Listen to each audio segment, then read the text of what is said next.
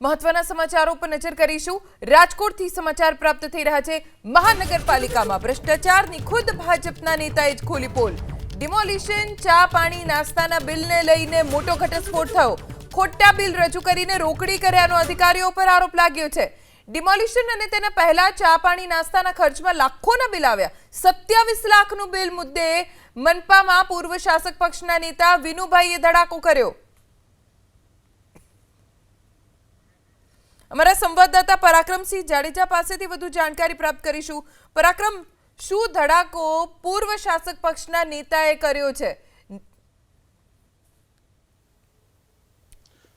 ચોક્કસ ખૂબ મોટી બાબત કહી શકાય। વિનુભાઈ ગવા વર્ષોથી મહાનગરપાલિકાનો અનુભવ ધરાવે છે અને આ તમામ બાબતોથી તેઓ પરિચિત છે।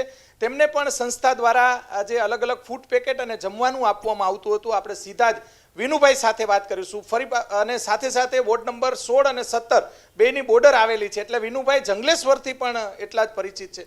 વિનુભાઈ, પ્રથમ મારો સવાલ એ છે કે આટલા બધા લાખ રૂપિયાનું, ખાસ તો પહેલાં તો કાજુ કતરી વિશે પૂછીશ કે કાજુ કતરી જે છે એ લાખો રૂપિયાની કાજુ કતરી ખવાય, શું કહેશો? અને ફૂડ પેકેટની સાથે કાજુ કતરીના પણ રૂપિયા ઉમેરવામાં આવ્યા છે।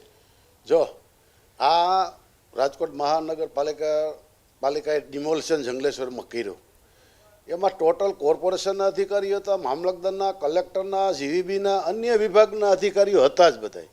અને ટોટલ સંસ્થા ફૂડ પેકેટથી માંડીને બધું દેતા હતા, બધી સંસ્થાઓ। અને કોર્પોરેશન આ વાકાણીએ આ બિલ મૂક્યું છે લાખો રૂપિયાનું કાજી કતરીનું, એ હાવ તદ્દન ખોટું બિલ છે।